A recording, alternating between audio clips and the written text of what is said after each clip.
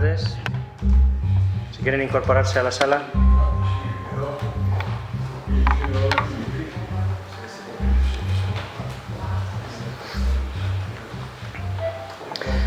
En primer lugar, buenas tardes a todos ustedes. Quisiera darles la bienvenida a esta su casa y la casa de todos los españoles, el Archivo Histórico Nacional del Reino de España. Mi nombre es Juan Ramón Romero y Fernández Pacheco y tengo el honor de dirigir esta casa.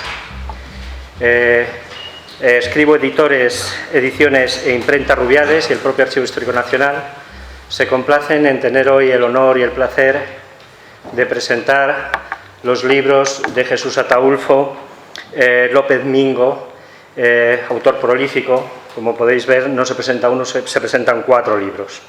Nos acompañarán en la mesa para hacer esta presentación José Antonio López Esteras, que es el presidente de la Fundación Iberoamericana de las Artes, a la izquierda, el doctor Boleica, aquí a mi izquierda, de inmediato.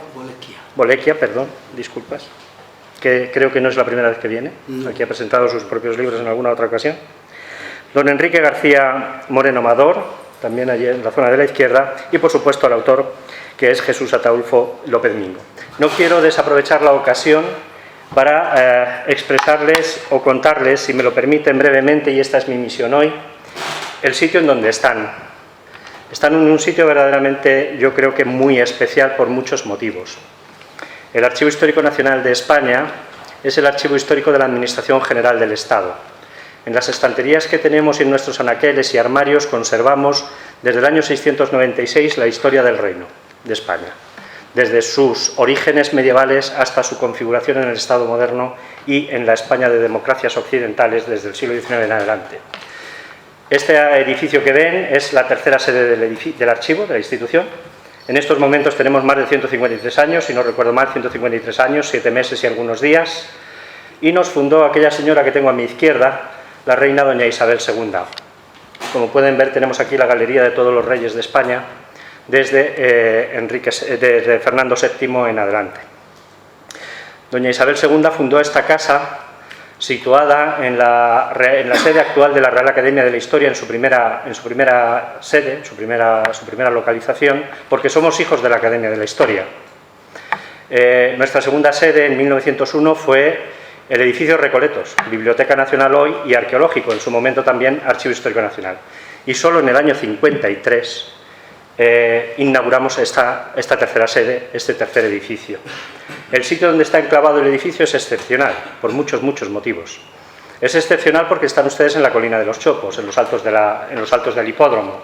Están ustedes en los locales de la residencia de estudiantes, en los jardines que rodeaban la residencia de estudiantes. Esa maravillosa generación, unos dicen de plata, pero yo creo que es la segunda generación de oro de la literatura española, se formó, se crió, se educó en todos estos parajes que tienen aquí alrededor. No en vano, Juan Ramón Jiménez, cuando escribió aquel poemario de La colina de los Chopos, no pensaba en otro sitio sino en esos chopos que todavía subsisten y que han podido ver al entrar. Por lo tanto, el geotopo es especialmente significativo, pero también la institución en la que están ustedes aquí. El Archivo Histórico Nacional se ocupa de guardar el patrimonio y la memoria colectiva de la sociedad española, hasta la actualidad, prácticamente. Por lo tanto, tiene una función social extraordinariamente importante que cumplir, y es guardar la memoria, o mejor, las memorias de todos los españoles a lo largo de los siglos. Dicho esto y esta presentación, también el Archivo Histórico Nacional es una institución cultural abierta a debate, abierta a todo tipo de actos culturales, como puede ser el que estamos presentando hoy aquí, que quizá no tenga que ver mucho de histórico, pero sí es un debate el que plantea en estos 3 libros el autor, de plena actualidad social en España. Dicho esto, reitero mi bienvenida, espero que disfruten de estas presentaciones. A partir de aquí, Jesús Ataúlfo será el que va a ir tutelando la sesión para finalizar con una presentación que tiene preparada, y él mismo le cedo la palabra para que vaya a su vez presentando a todas aquellas personas que él ha invitado para hablar esta tarde, que les conoce mucho mejor que yo y podrá hacer una referencia más precisa y exacta. Ataúlfo, bienvenido, es tuyo. Muchas gracias, señor director de este lugar mágico, como efectivamente ha expuesto con mucha serenidad y certeza. No pensaba ser el maestro de ceremonias, creía que eso correspondía a hacerlo a la máxima autoridad del Archivo Histórico Nacional, pero si a uno le toca asumir el cargo, se asume y se procura hacer, como suelo hacer siempre, sin leer y hablando sobre lo que haya que hablar, improvisando. Eso lo he hecho en mi profesión los últimos 25 años, iba sin papeles a los estrados.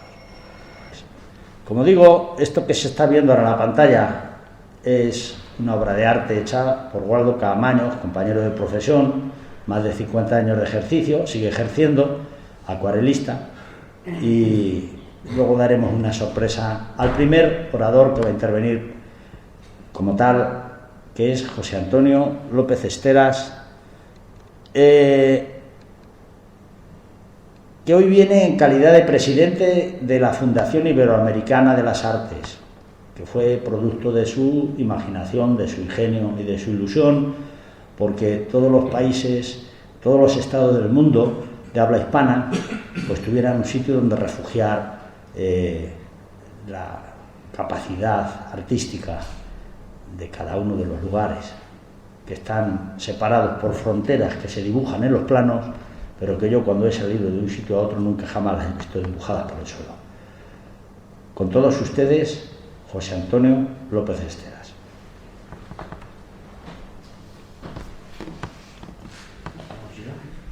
Sí, buenas tardes. Acércate más. Buenas tardes. Me adhiero a la salutación que ha hecho Ataulfo y el agradecimiento al director del Archivo Histórico Nacional, porque la verdad que esto es una joya, no solamente el edificio en sí, sino también todo este elenco de reyes que han hecho grande a España, y por tanto, pues en estos momentos de tanta tristeza viendo lo que nos rodea, pues para mí es un honor el haber admitido la invitación que me hizo Ataulfo. Primero hablaré, como digo, felicito al Museo de Cultura por mantenerlo, porque según ha dicho el director, ya aquí obra desde el siglo VI, cosa que es el siglo más olvidado, porque aquí en España hablamos mucho de los romanos y de los árabes y nos olvidamos que los visigodos estuvieron 300 años dando cultura, pero en cambio los visigodos antes de niños no sabíamos los 32 reyes, ahora nuestros hijos y nietos pues no tienen ni idea. Yo tengo 12 nietos, ya me ha muerto uno recientemente, y por descontar en los colegios de visigodos nada, y yo creo que aquí tiene que haber muchos temas visigodos también. Bueno, entonces el tema de la fundación, hace justamente en enero del año 2008, en pleno principio de la crisis del Grupo Jale, pues bueno, pues pensé que nosotros tenemos 3 fundaciones más. Una de ellas es la Fundación de Ayuda al Desarrollo Social de Hispanoamérica, que estamos allí en 9 países con misioneros ayudando a aquello. Después tenemos una fundación de Jale, Cultura y Sociedad, que allí en el puerto de Santa María hemos dado más de 500 actos, hasta presididos por la reina Doña Sofía, con conciertos todas las semanas, etcétera, etcétera. Y por eso dije yo, ¿y por qué no ampliar a Iberoamérica? Porque claro, tenemos la gran nación española, que no hemos ido como los ingleses a hacer la Commonwealth, eso fue una de nuestras grandes equivocaciones, pero en cambio sí tenemos esa lengua y esa historia y esa cultura que nos unen. Y por tanto, pues para unir el Atlántico y la costa oriental del Pacífico, también hemos incluido a veces a las Islas Filipinas, ¿no? Porque Filipinas también algunos actos han dado con nosotros. El caso es que, bueno, se me ocurrió la idea, rápidamente lo puse en contacto con la Secretaría General de Iberoamérica, la SEGIP, y con la Organización de Estados Iberoamericanos, y también pues entraron en el patronato. El Ayuntamiento de Cádiz también lo entró, con Teófila cuando estaba presidenta, de alcaldesa, y también la Universidad de Cádiz. Y también se nos entró como el patronato la Finlandia, un instituto hispánico de Finlandia. Después se salió, pero bueno, quiero decir que el principio fue muy bollante. Hemos dado aquí hasta conciertos en el Auditorio Nacional, con obras inéditas que encontramos, y después hemos llevado por distintas ciudades de España grupos iberoamericanos haciendo su folclore y su música, y también hemos tenido por reuniones a nivel empresarial con el Cono Sur. Los 4 o 5 bien embajadores o ministros de negocios de esos países se reunían con 200 empresarios españoles, tanto aquí en Madrid como en Cádiz, como en León, como en Oviedo, con alguna ciudad más que se me olvide. Por tanto, estábamos.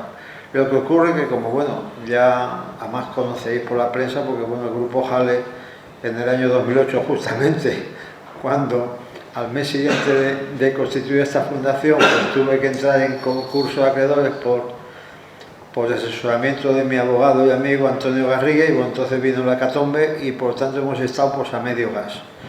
Como ya acaban de hace unos días, o hace un mes, nos acaban de dar una sentencia favorable después de 12 años de un machaqueo total de la imagen y toda la empresa, pues bueno, me ha animado, pues eso se lo conté a Ataulfo, vamos a relanzar otra vez la Fundación Iberoamericana, porque tiene muchísimo, la pena es que ha sido todo muy precipitado, porque yo he invitado a todos los embajadores de los 22 países iberoamericanos y muchas más, porque dentro de Iberoamérica también tenemos a Portugal y tenemos también a Andorra, o sea que tenemos que, pues eso somos 22. Pero bueno, las cosas es que por precipitación y por hora también, porque a las 7 de la tarde muchas empresas pues todavía hasta las 8 no salen, pero bueno, lo que hay es lo que hay. La cera que arde es esta que estamos aquí. Entonces les ofrezco colaborar con la fundación en lo que ustedes quieran, porque estamos dispuestos, y más si me con una sala como esta, que hemos visto que el director acoge aquí los actos que vea que son interesantes y que haya debate, pues adelante con ello.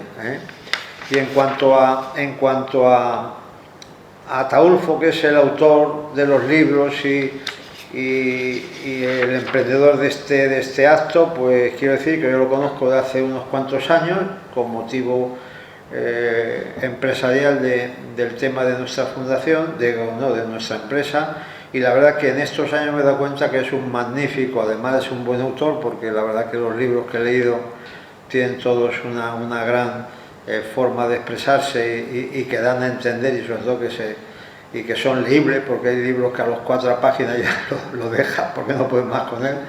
Pues entonces le animo a que siga con su trayectoria de seguir escribiendo, porque somos muchos los que estamos deseando leerlos.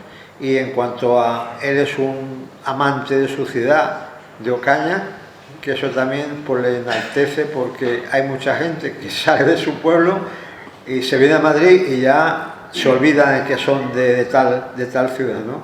Veo que también está rodeado por familia y por no sé si son ocañenses o como os llamáis, ¿no? Ocañenses. Ocañenses, ¿no? Sí, sí. O botijeros. Botijeros también. Mejor ocañenses. Ocañenses. Y por tanto os felicito, y yo siempre paso por Ocaña. Bueno, yo me fui, tengo 80 años, nací en el 39 en la calle Almagro, he conocido el gasógeno, he conocido todo, ¿no? Además estaba justamente a lo de las embajadas, porque en la calle Almagro todo era embajada, en la calle Fernando Santos, Zurbarán. Yo vi a Evita Perón cuando llegó a la plaza de Alonso Martínez, que estaba ahí en la embajada. Mi padre me llevó en hombros con él, vi a Evita, gritamos como gritábamos, y después tuve la suerte de que conocí a Perón justamente en Torremolinos, cuando estaba exilado aquí, que Franco lo acogió, y después mira por dónde Isabelita Martínez Perón se vino unas navidades a pasar la Navidad en el puerto de Santa María, en el Hotel Monasterio. O sea que solamente me ha faltado ver al de la... no me acuerdo cómo era, el López, el que tenían de la... En Argentina había uno que era las 3A, ¿no? Sí, hombre. Que ya, bueno, quiere decir, que he conocido a Perón, a Evita y a la mujer. Y por tanto, me alegro de estar con vosotros, animo el tema, y ya digo, aquí contar conmigo para lo que sea, ni más ni menos. Felicidades, y que esos 4, aunque ya tienes 13, que se multipliquen por 10, por 40. Yo tengo un amigo que es el director del Museo Naval de Cartagena, que ha hecho, bueno, está haciendo, empezó hace 10 años una saga marinera, y cada 6 meses pues dedica un número sobre una saga marinera que empieza justamente cuando se crea la Armada Española. Yo tengo la Cruz del Mérito Naval y por tanto estoy muy relacionado con la Marina Española y con la Armada, aunque he sido de artillería, yo soy alférez de artillería, y por lo tanto te invito a que hagas igual que él, una saga de tus libros, que cada 6 meses uno a la palestra, ¿eh? Así que ánimo, y aquí estamos para ayudarte. Muchas gracias a todos.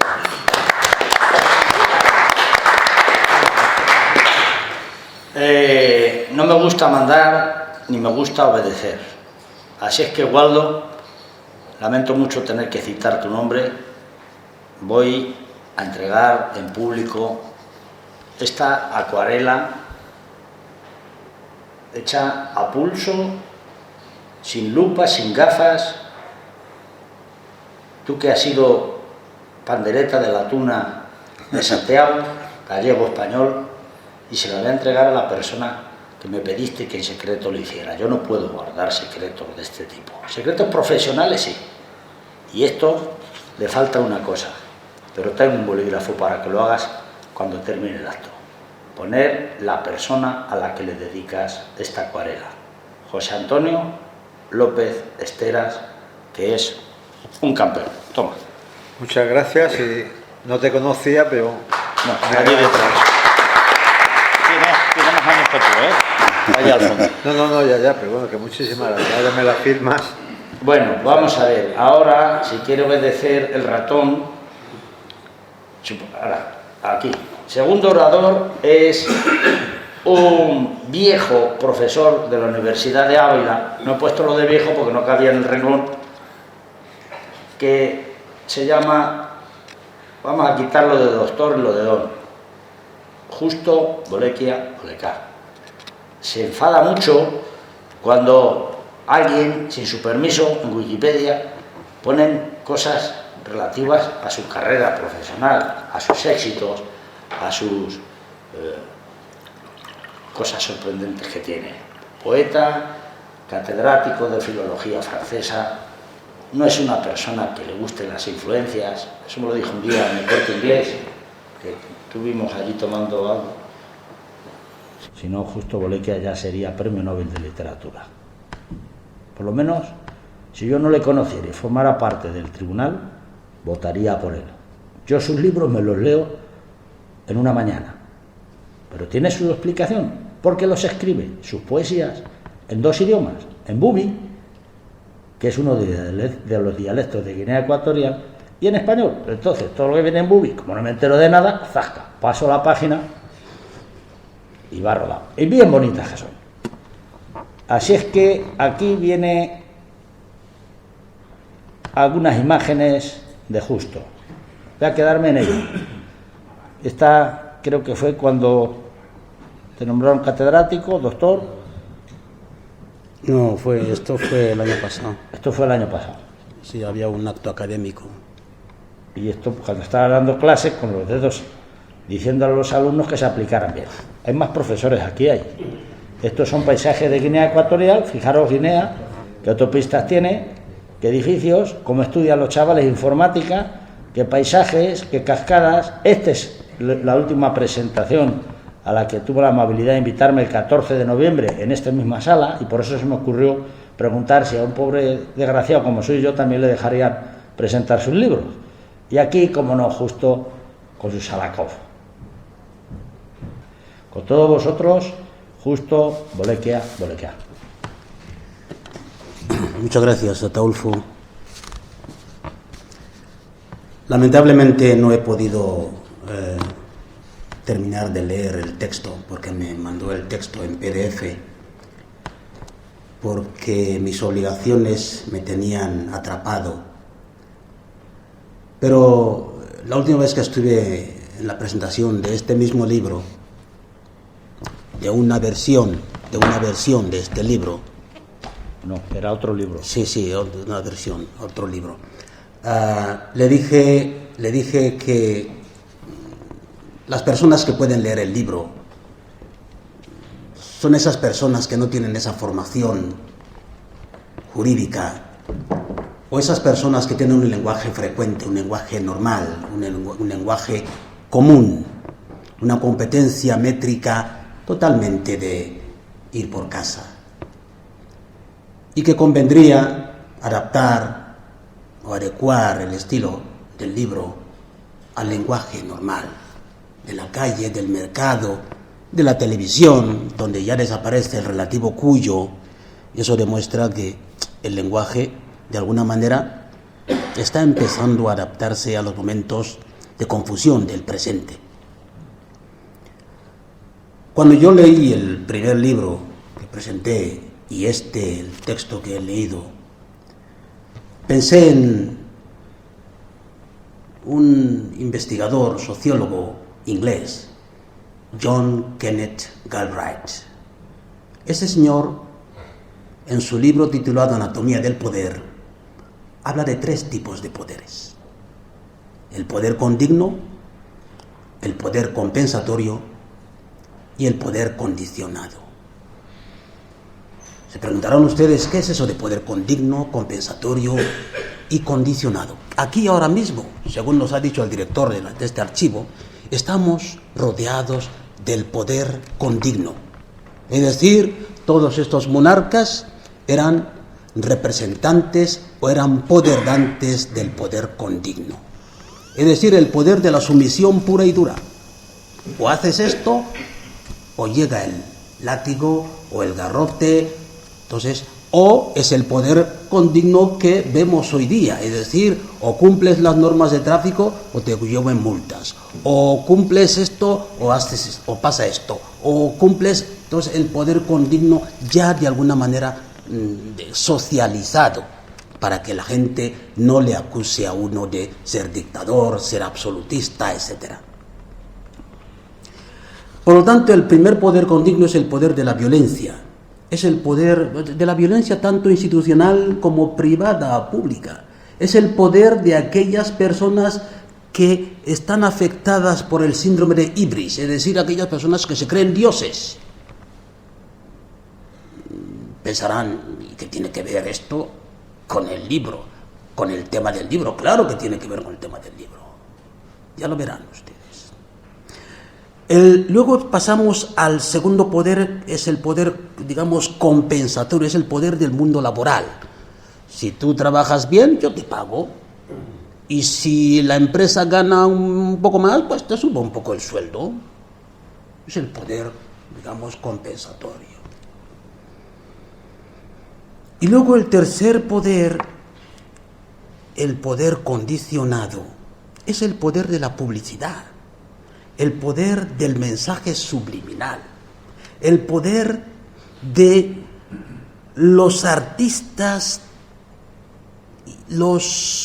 ¿cómo se llaman estos? Los famosos afectados también por el síndrome de Ibris. Cuando el artista, en una presentación, en un estreno de película, cuando le ponen la alfombra roja, o cuando va a recibir un Goya o un Oscar, etcétera, y ve cómo la gente está allí aclamándole, aplaudiéndole, automáticamente le entra el virus del síndrome de Ibris y se considera un semidios o una semidiosa. Entonces, mi pregunta es, ¿cómo no va la gente a interesarse por la vida privada de este personaje que se cree Dios o se cree diosa? ¿Cómo no va la gente a buscar la manera de destruir ese personaje? ¿O cómo no va a intentar aplicarle el síndrome de Némesis? Es decir, convertirle otra vez en ser humano. Entonces, la única manera de convertirle en ser humano es hurgando en su privacidad, en su vida privada, descubriendo los secretos que tiene celosamente guardados para exponerlos y decir, mira, este eres tú. Y ahí entran los expertos, los juristas, los abogados, y dicen, bueno, vamos a ver cómo podemos rehabilitar tu vida, ya que está ya en la calle. Lo que vemos en este mundo del derecho a la imagen Son categorías consensuadas de los tres poderes que acabo de mencionar. Los poseedores de esos poderes son los explotadores comerciales de la imagen, que hoy día acampa o empieza a acampar a sus anchas. Además, estos explotadores, conociendo las actuaciones legales contra quienes violentan la intimidad de una víctima, han conseguido banalizar la imagen de los futuros personajes públicos, hoy protagonistas, miren ustedes, los futuros personajes públicos, hoy protagonistas de, Operación Triunfo, o Masterchef, o Instagram, o los influencers. Han oído hablar de los influencers, etcétera, etcétera. Son esas personas que están ya siendo construidas para convertirse en personajes públicos. Bien. Esas personas convertidas ya en personajes públicos y ya banalizadas, vulgarizadas, lo que hacen es desmitificar el concepto de intimidad, privacidad, derecho a la intimidad, derecho a guardar las cosas que no quiero que nadie sepa. Y en este país nuestro, que es España, llevamos años viendo cómo la televisión está destruyendo la intimidad. Llevamos años viendo cómo los vulgarmente llamados paparazzis están vigilando la casa, y si no, menos mal que no pueden, porque enviarían algo para ver qué hace esa persona cuando está en el váter, cuando está en su alcoba, etcétera, etcétera. Con el libro de don Ataulfo me doy cuenta que el derecho a la privacidad está en juego. Pero deberíamos primero delimitar determinados espacios o determinar lo que debe entenderse como persona pública y persona no pública. Es difícil hoy proteger la intimidad con la cantidad de medios de vigilancia que hay en nuestros hábitats, como las cámaras de videovigilancia, las webcams de espionaje. Cuando uno pone abre su ordenador portátil y tal, pues les aconsejo que esa webcam, que pongan ahí algo, un esparadrapo oscuro, para que no puedan verles, porque se puede, sin darse cuenta usted, le están vigilando. Le digo, las cámaras de videovigilancia, las webcam, los drones asesinos y espías, etcétera, todos legal o ilegalmente instalados y utilizados con el pretexto de prevenir atentados terroristas. Vigilados, mañana, tarde, noche. Entonces, eso, cuando uno ya está vigilado y sabe que está vigilando mañana, tarde, noche, su privacidad se debilita. Mi pregunta es, ¿cuál será entonces el papel de aquel que va a defender mi privacidad violentada? Karl Marx decía, sin consumo no hay producción, sin producción no hay consumo. Y lo decía y lo repetía, dando sus paseos, dice, sin consumo no hay producción, sin producción no hay consumo. Es decir, si interesa conocer la privacidad de los personajes, de los famosos, las famosas, etc., es porque hay mucha gente que se interesa por eso. Y tenemos muchos canales que se dedican a hurgar en la vida de las personas, muchos. No voy a nombrarlos. Muchos canales en los que la gente discute, expone la vida de este, de aquel. Entonces, cuando yo, por casualidad, me encuentro ante una cosa así, digo, madre mía, ¿dónde estamos?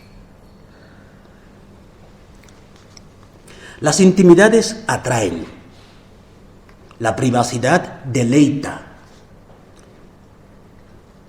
Ya nadie se acuerda de guardar su ropa mientras se baña o mientras toma un baño.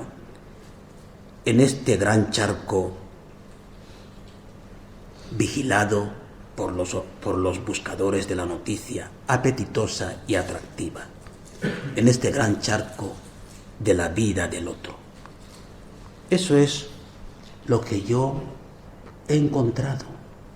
Encontré en el primer libro, porque cuando yo leo un libro, me meto en el libro, me traslado en el libro para ver qué es lo que puedo encontrar. Y es lo que he visto en ese libro y en este otro, las páginas que he leído, evidentemente. Es muy difícil leer, bueno, yo he leído el texto, ¿no? Porque no he leído el libro, no he leído el texto.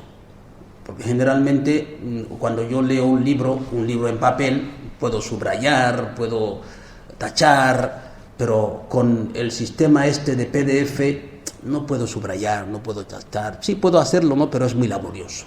Puedo resaltar, etc. Entonces yo espero que la próxima vez, cuando llegue, por eso nosotros cuando presentamos libros, antes de que llegue el día de la presentación, le damos al presentador, a la persona que va a participar, un ejemplar para que pueda tachar y tal. Y no me lo des ahora, no. Y lo que veo es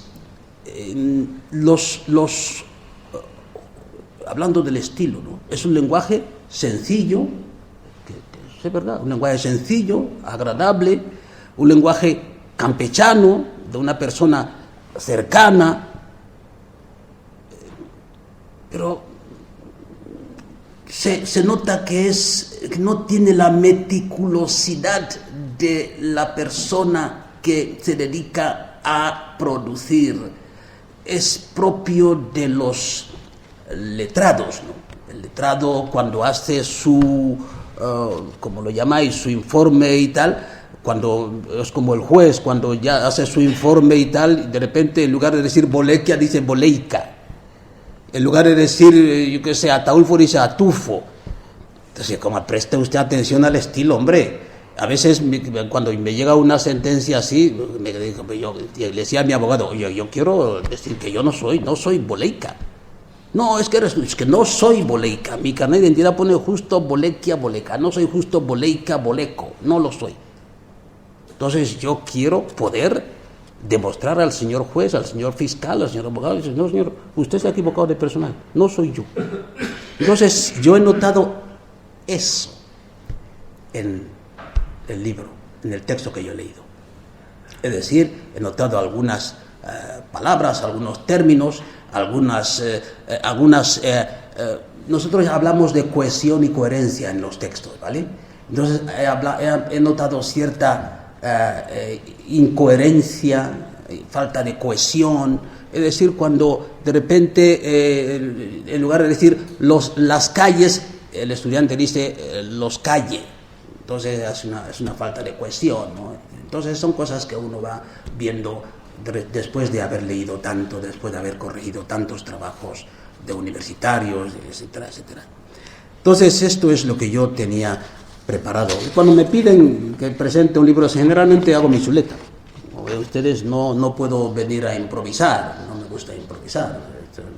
Hago mi chuleta y a partir de mi chuleta pues ya puedo añadir otra cosa. Y eso es lo que yo quería decir. Yo evidentemente es un texto que se puede digerir. Oh, me has puesto la imagen del colonizador. Te explico. Sí, es un salacot que acabo de comprar, entonces yo digo, mira, me gusta la imagen. Hombre, es una forma de decir, mira, yo también he venido aquí a practicar la colonización, porque lo que estoy haciendo en la universidad es colonizar a los estudiantes, ¿no? No colonizar para cambiar su lengua, su cultura, no, colonizarles para transformar su mente, para que aprendan a pensar y aprendan a producir conocimiento.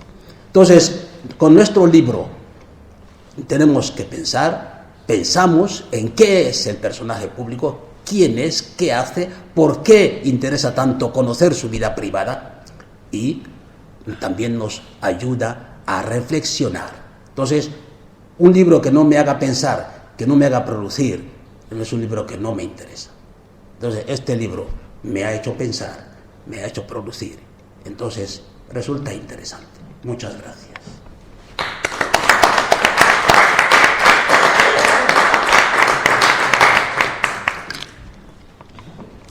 Bueno, muchas gracias, Justo.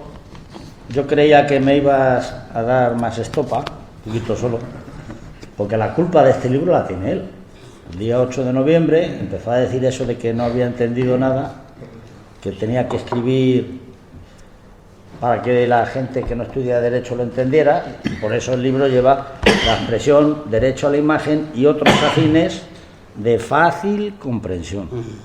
Pero si te has dado cuenta, para hacerte de rabiar, los principios de Hipócrates los he puesto copiados y pegados, que no me los he inventado yo, teniendo 1500 años, en el idioma español y en griego. Porque tú hablas varios idiomas, ¿no? Pero griego no. Hombre, sí, en la intimidad sí. Muchas gracias, Justo. Sí. Bueno, llega un tercer ponente, que como estáis viendo en la pantalla, que está detrás de nosotros, es escritor.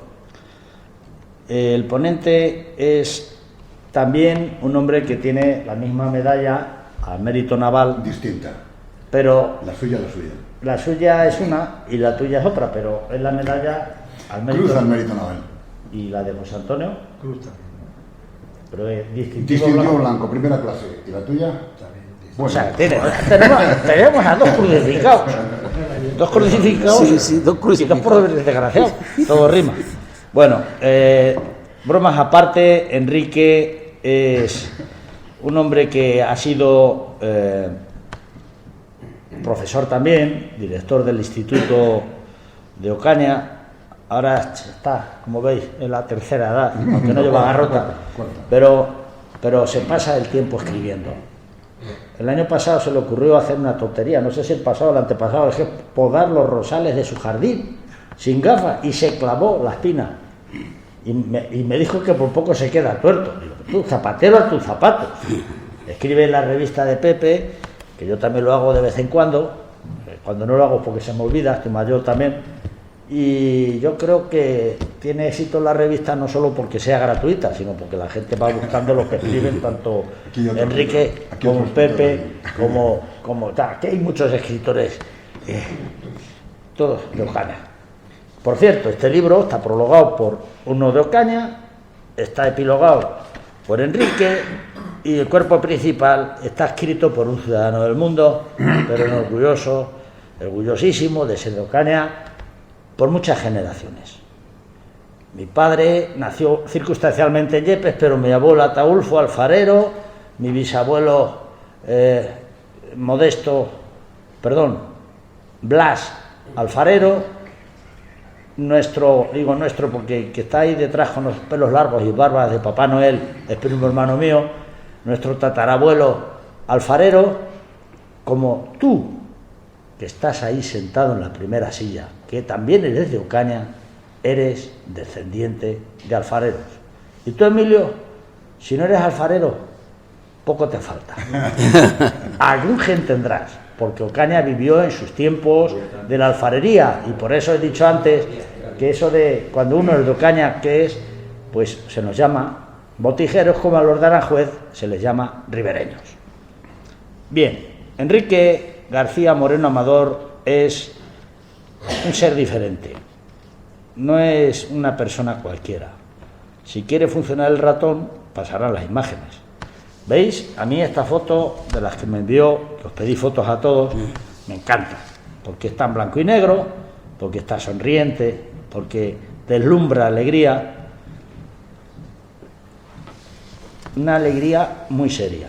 Y aquí, actuando, como hace, creo que todos los meses, alguna vez en el Ateneo de Ocaña, que es una asociación cultural que no tiene mucha antigüedad, pero muy eficiente, de la que él es el presidente. Esta es otra panorámica de otra vista, y aquí algo que le gusta, que le llegue el agua al cuello, en Cullera. Me la ha mandado yo, dicho, si le gusta la foto, a mí también. Y esto es una foto que hizo él, también en Cullera. Y aquí estamos los dos. Qué tío más alto, qué tío más grande. Ahí yo estaba de puntillas y me sigue sacando media cabeza. Si les pudiera preguntar a cada uno de ustedes si desde su más tierna infancia fueron educados con los mismos parámetros educativos, por los mismos estándares de moral, por idénticas normas de urbanidad e iguales valores que el resto de sus hermanos, de sus compañeros de colegio, de amigos del barrio, supongo que la mayoría coincidiría en darme una respuesta afirmativa. Entonces, en aquellos años, la norma establecía la normalidad, ya que nuestro comportamiento debería ser idéntico al que exhibía la inmensa mayoría de aquella sociedad, con la malévola pretensión de conseguir una sociedad plana, todos iguales. Nosotros, los mayores, los que pertenecemos a la tercera edad, como me ha dicho mi amigo Ataulfo, ya que nuestro comportamiento debería ser idéntico al que exhibía la mayoría, con la malévola pretensión, vuelvo a repetir, de ser clonados.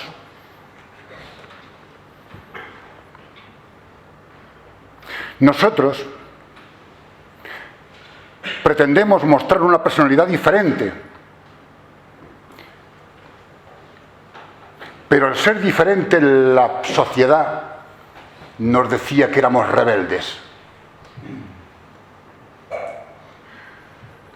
Y para que nadie tuviese la osadía de pretender ser distinto, se estableció el criterio de que en la diferencia estaba el defecto, no la virtud. Eres diferente, tienes que ir al psicólogo. Estoy convencido que algunos de ustedes desde sus principios, en su foro interno, fueron conscientes de que el éxito personal pasaría por conseguir ser diferente. Y para no incidir más en subrayar que la diferencia se halla la virtud, que las diferencias positivas no nos hacen distintos, me tomo el atrevimiento de decirle que la convivencia de la publicidad con el derecho a la imagen es una obra absolutamente atípica. Como bien decía el profesor, sí, diferente. Y fiel exponente de lo que todos conocemos por el libro de jurisprudencia. Miren ustedes, no lo es. No es un libro de jurisprudencia. Perdona, Ataulfo, pero yo no he visto un libro de jurisprudencia. He visto mucho más. Mucho más. El libro que hoy presenta Ataulfo López Mingo Tolmo está concebido para interesar a la selecta minoría. Minoría que de alguna manera hoy está representada en todos ustedes. Muchos de ustedes conocen a nuestro querido autor. Alguna pincelada ya han hecho los que me han precedido. Y yo añado, Ataulfo es un hombre atípico, poliédrico, descarado, tierno, afectuoso, provocador, inquieto. Nos hallamos ante una persona sencilla, sosegada, indómita, imprevisible, educada, culta y generosa. Para estos tiempos, una rara avis, teniendo en cuenta que la plaga de mediocres que estamos padeciendo tras haber logrado gran parte de la sociedad, una lastimera clonación. Perdón, pero lo han conseguido. Posiblemente muchos de ustedes se sientan como yo, supervivientes de una sociedad decadente. Sí, López Mingo es un hombre diferente al que no se le conoce de inmediato, ni tampoco después, porque nadie sabe lo que va a hacer dentro de 5 minutos. Es una persona trabajadora, brillante, estudiosa, iluminada, inteligente, carente de complejos y propietario de una prodigiosa memoria. Músico por intuición, historiador por vocación, investigador por afición y sobre todo amante del arte y de la cultura. Esto último por necesidad. Permítanme que les cuente en dos pequeñas pinceladas, lo que nos dice algo de su personalidad. Se presentaba a las oposiciones del cuerpo jurídico militar del Ejército de Tierra y había conseguido pasar con brillantez todos los ejercicios. De 700 aspirantes, ya ocupaba el 4º lugar en el 5º ejercicio. Ya casi al final, tras la exposición oral de 4 de esos 5 temas, nuestro opositor tenía todas las papeletas para ser el número 1 de su promoción. Y cuando desarrollaba con extremada brillantez el tema número 5, ocurrió algo inesperado. El tema a desarrollar era la guerra. Y él, eterno pacifista, eterno rebelde, eterno transgresor, dijo con voz firme: la guerra entre todas las situaciones que crea el hombre es la más abominable, pero la historia demuestra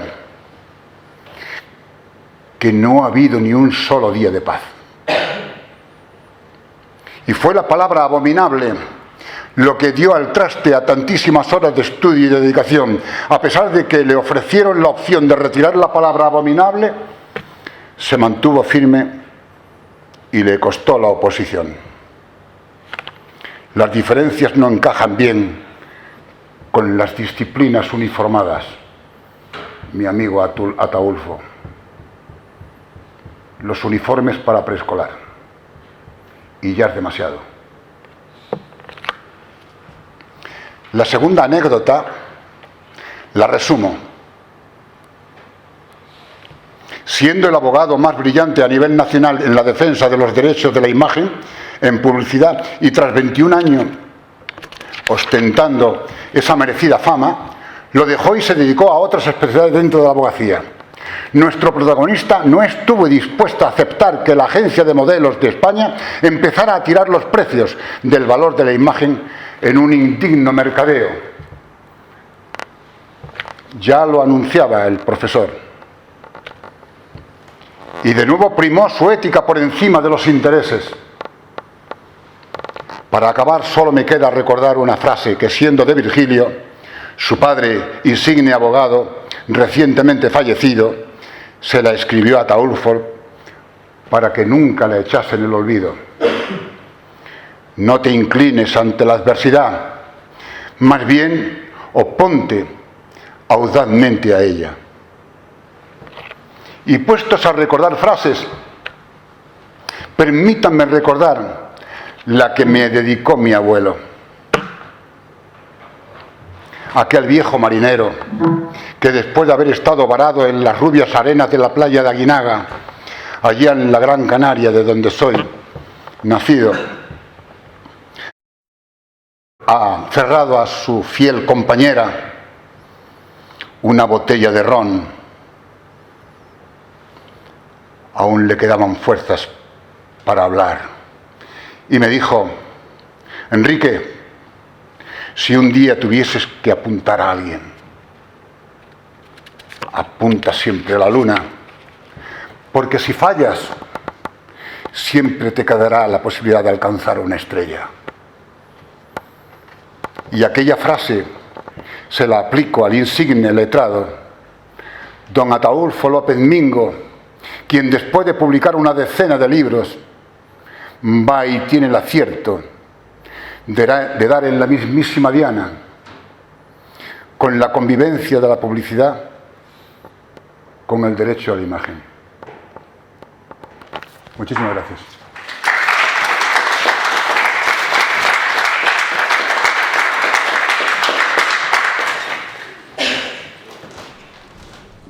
Bueno, me toca rematar el acto. Mientras iba hablando con tanto sentimiento Enrique, buen amigo, todos los que estáis aquí, estaba pensando que qué iba a decir ya yo. Pues primero, que hoy he recibido 2 regalos de 2 grandes artistas. Esta es una obra de arte hecha por Francisca Blázquez, que está en la tercera silla junto a Gina Porcar, creadora del dimensionalismo y pintura energética, ¿verdad? Y esta otra acuarela que me ha regalado. Cuando no sé dónde voy a poner tanto arte en mi casa, voy a tener que utilizar los paramentos superiores, pero con mucho cariño. Desde luego que en un cajón no lo voy a guardar. Este no es el libro 11, yo creía que era el 13, no sabía si había escrito 9. Cuando me he puesto a contarlos allí despacio en mi casa y he empezado a montar este PowerPoint que me ha enseñado Diego, un nuevo amigo que me ha echado, y buena casta que ha entrado y está por ahí, le he visto entrar, no sé, no le veo de aquí, veo a Carlos Checa, por ejemplo, que hacía un montón de años que no le veía, ¿correcto?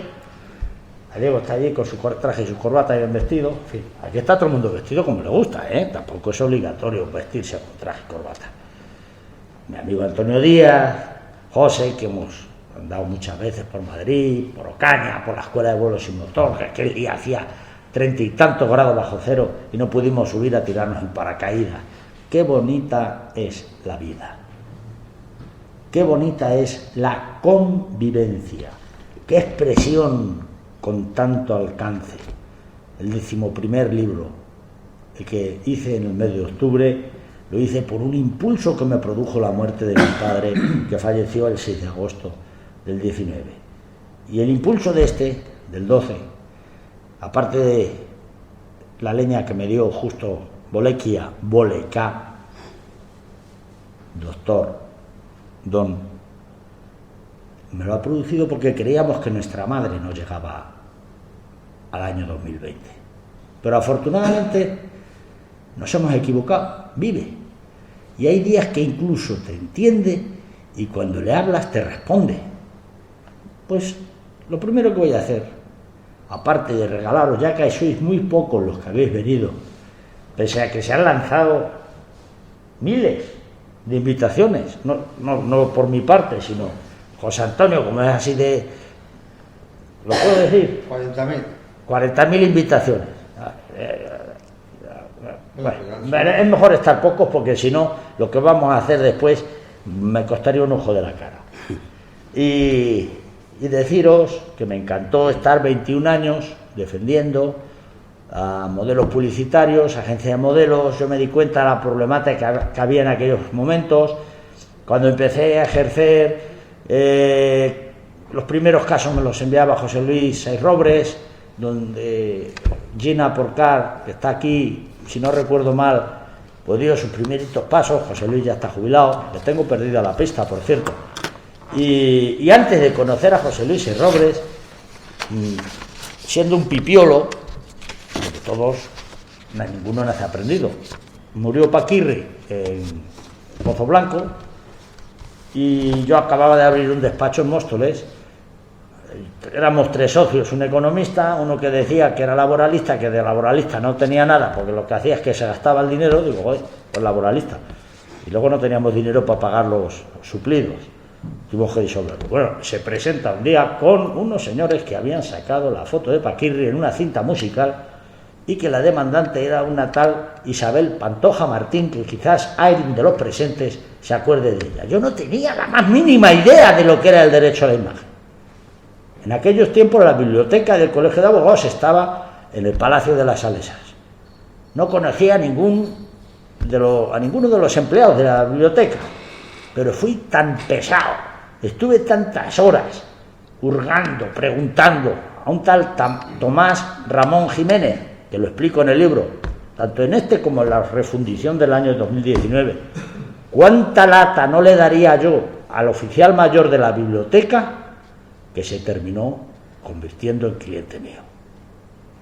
En aquella primera actuación procesal le volví loco, no solo al juez, es que se quedó tarumba el abogado de Isabel Pantoja, y me llamó y me suplicó que no lo obligara a sacar el testamento del magnífico torero, Paquirri, porque un artículo de la ley orgánica, que es corta pero es intensa, que desarrolla el artículo 18 de la Constitución, dice que están legitimados para defender los derechos de imagen de los fallecidos aquellos que estén instituidos específicamente en el testamento. Y si no hay testamento o no se dice nada al respecto, entonces sí, ya el cónyuge, en fin, los parientes, en virtud del derecho sucesorio, pueden defender los derechos de imagen de la persona que ha expirado. Y yo le dije, lo siento, Ramón, mi obligación es defender a mis clientes. Haré todo lo posible por evitar que se incorpore tardíamente el testamento. Y me dijo, es que se cotizan 3 millones de pesetas, 18.000 euros de hoy. No se lo filtres, por favor, a tus clientes. Digo, yo no tengo obligación de filtrar a mis clientes un documento que lo único que justificaría, si te lo admite el juez, cosa que dudo, que ella estaba legitimada para plantear la demanda. Pues sí, aportó el testamento, yo lo leí, me enteré de todas las cosas que decía el testamento.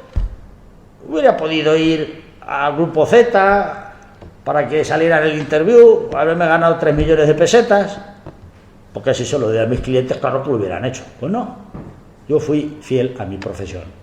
El abogado tiene que defender, pero sin ofender. Tiene que actuar con dignidad. Cuando me prologó el primer libro de la trilogía sobre imagen, don Federico Carlos Sáenz de Robles, empieza definiendo la figura del abogado según el derecho romano. Homo bonus dicendi peritus, hombre bueno, experto en hablar o en exponer o en defender. Y dice luego que ya se encuentran pocos abogados, porque ahora nuestra profesión, la profesión del abogado, si se le puede llamar así, ha degenerado de tal manera que hoy, como decía él en el año 2005, decir que uno es abogado es no decir nada. Y es cierto, ahora vemos en televisión, haciéndose publicidad, despachos que te regalan, que van a riesgo, que van como si fueran agencias inmobiliarias a comisión. Qué lástima. Pues una cosa parecida estaba ocurriendo ya en aquellos tiempos, como ha comentado Enrique, que estaba hundiéndose el valor comercial de la imagen. Y en una de las diapositivas que hemos visto, he puesto un ejemplo de los Estados Unidos, de Nescafé. Un hombre a que creo que era una persona conocida, utilizan su imagen con el pacto de que sea durante un año, que se ponga en las etiquetas del frasco de Nescafé, y al cabo de 6 años pasa al supermercado y se ve allí en la foto de un frasco de Nescafé, y se busca un abogado americano y allí los abogados van a comisión al 35%, pero es para los gastos que tiene el pleito. Pide 10 millones de euros, a lo mejor me equivoco, un poco menos, pero por ahí va la cosa. Y le dieron el doble, el Tribunal de Los Ángeles, California. ¿Qué diferencias culturales? En España no puedes pedir 10 y que te den un poquitín más. Más que te puede dar un juez es lo que has pedido. Y si te has quedado corto, pues el cliente se enfadará contigo y no te pagará los honorarios. Ya me lo dijo una vez un abogado nonagenario, Girbaldo Eñas, que ya por supuesto está fallecido cuando yo empezaba a ejercer. ¡Ay, qué profesión has elegido!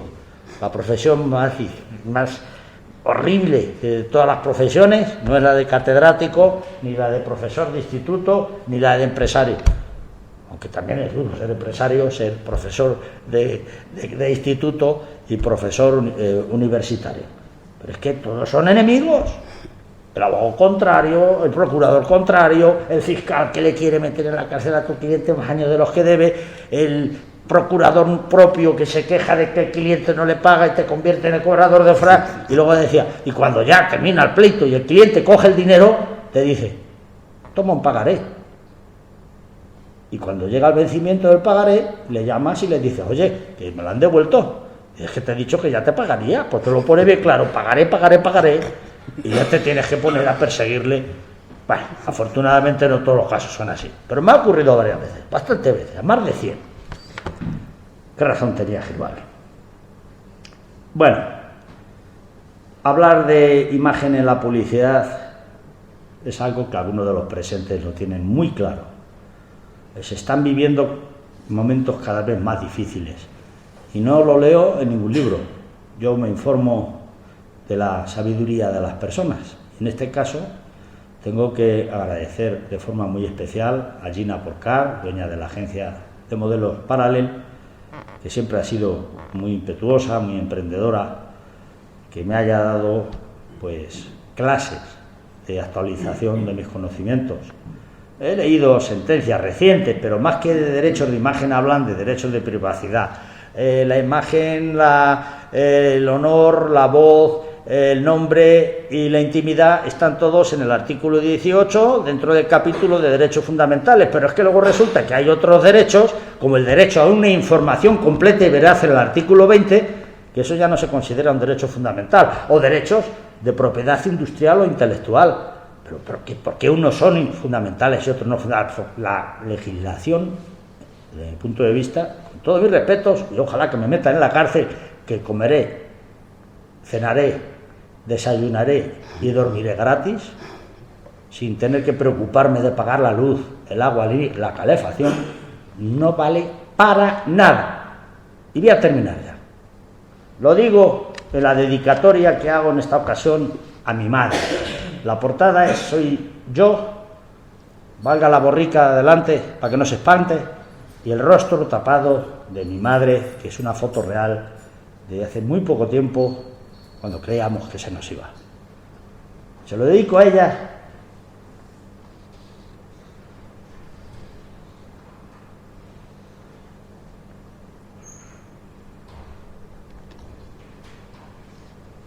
porque ¿quién no quiere a su madre?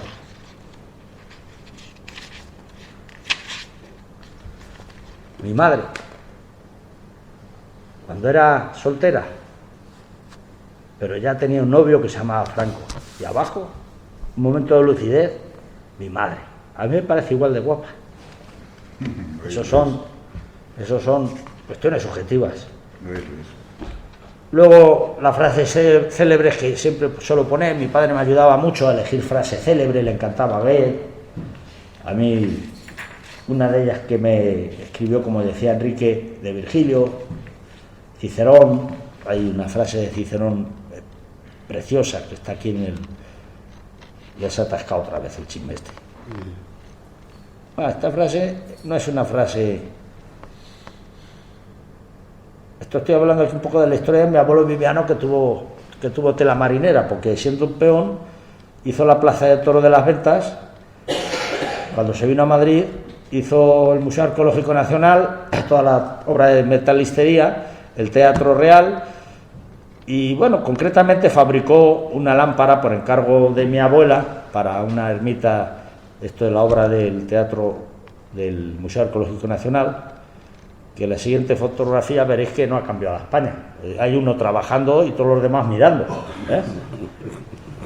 No vamos a cambiar, si no va a cambiar. Y esto es la cúpula de la Basílica del Valle de los Caídos. Y estos son familia mía, de la familia materna. En fin, que siempre nos lo hemos pasado muy bien. Aquí mi hermana Nines, delante de la estatua de Ataulfo, que anda por el año 415, foto que hizo un bribón que se llama Antonio Díaz Flores García Majara, que si tuviéramos que darle 5 euros por cada foto que me ha hecho, pues él sería uno de los hombres más potentados de la tierra. Estos ya los voy a ir pasando rápidamente porque estoy al final. Lo que digo en la dedicatoria a mi madre al final, porque es historia real. Mi madre no estudió Derecho, fue una gran modista, extraordinaria. Su madre lo fue de alta costura, pero claro, los tiempos impedían que las mujeres trabajarais. El machismo. Mi madre nos enseñó a los 4 hijos algo que decía Ulpiano, un jurisconsulto romano. Hijos, sed honestos. Hijos, no hagáis daño a los demás. Hijos, respetad lo ajeno. No hurtéis. No os apoderéis de lo que nadie... No. Y resulta que Ulpiano decía: honeste vivere, alterum non ledere, sum quique tribuere, que es exactamente lo que decía mi madre. Eso significa tener a una madre analfabeta en derecho, pero sabia. Y para ser sabio no es necesario pasar por las universidades, necesariamente, desde luego que entrar por universidades es muy bueno, muy positivo, y gracias a los expertos en las distintas ramas del conocimiento humano se frena un poco esa desviación antinatura que se produce con la evolución del tiempo. El hombre cada vez respeta menos la naturaleza. El final de esta presentación, que ya no lo voy a poner porque eso es que pone la carne de gallina, es lo que está ocurriendo debajo de nuestros pies, pero al otro lado de la bola del planeta azul. El incendio que se está produciendo, que yo creo que es el más grave de su historia, de Australia. Son estremecedoras las imágenes. ¿Por qué no están todos los bomberos del mundo en Australia en estos momentos utilizando técnicas para, en caso de producirse un pequeño incendio, volver al sitio de donde proceden y organizarse? No puede ser que haya tantos miles y miles de animales muertos, tantas miles y miles de personas echándose al agua para no dejarse quemar vivos por ese fuego. ¿Pero por qué se produce ese fuego? ¿Qué le está ocurriendo al ecosistema? Todo eso, ¿qué tiene que ver con la imagen? Pues tiene que ver con la vida. ¿Y sabéis qué pasa? Que todos los derechos los represento, los he representado y los representaré yo con la forma o bien de un árbol, a mí el que más me gusta es el olivo, o como otro tipo de planta, ¿cuál es? La vid, que vid es vida. Y la viña, tú que eres ingeniero agrónomo, sabes que esa planta tiene una triple autoprotección. Si falla la primera, tiene una segunda capa, y si no, la tercera. Todas las plantas suelen nacer de un tronco. Ese tronco es el derecho, trasplantándolo a la cuestión jurídica. ¿Y cómo se llama ese derecho? Yo no lo he visto en ninguna ley, ni española ni de otros países del mundo. Ese derecho es el derecho a vivir en paz. Pero es que aquí añado un 9º capítulo, que también por eso habla el libro de Hipócrates de otro derecho, que es el principio y el final, es el círculo. El derecho a morir en paz, sin dolor. Tema para desarrollar en una colección de libros que no cabrían en este Archivo Histórico Nacional. Problema muy delicado en el que tendrían que reunirse expertos en moralidad, expertos en las ciencias de la medicina, sociólogos, psicólogos, psiquiatras, juristas, filólogos, porque ¿hasta qué punto el hombre tiene que interceder en la evolución natural de lo que es inevitable? ¿Por qué tienen que empujar al hombre a sufrir más para que viva unos pocos días más? Tema muy delicado. Bueno, son las 8:30, nos hemos excedido 28 minutos y ahora os invito a que vayáis a la calle Alcántara 64, si vais 4 en un taxi, en 5 minutos estáis ahí y tocáis a €1, pues allí vamos a servir vino español y nos vamos a llevar los libros y allí vamos a tener todo el tiempo del mundo para los que puedan. Pues si nadie pregunta nada, se levanta la sesión y nos vamos al sitio que he dicho. El sitio se llama Before y voy a cargar la maleta, los libros, y allí pues cada uno, el que quiera compra uno, el que no lo quiera no lo compra, el vino no le va a faltar. Ahora, eso sí, bien clarito lo dejo, una cosa es un vino manchego español acompañado por sus tapitas. ¿Os dais cuenta lo importante que es conocer a personas, que en este caso justo es español, pero también es guineano?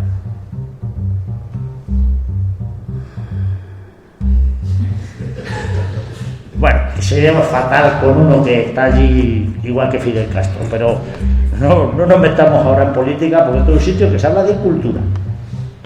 Nos vamos, y suerte a todos, feliz año nuevo y que nos vuelvan a ver.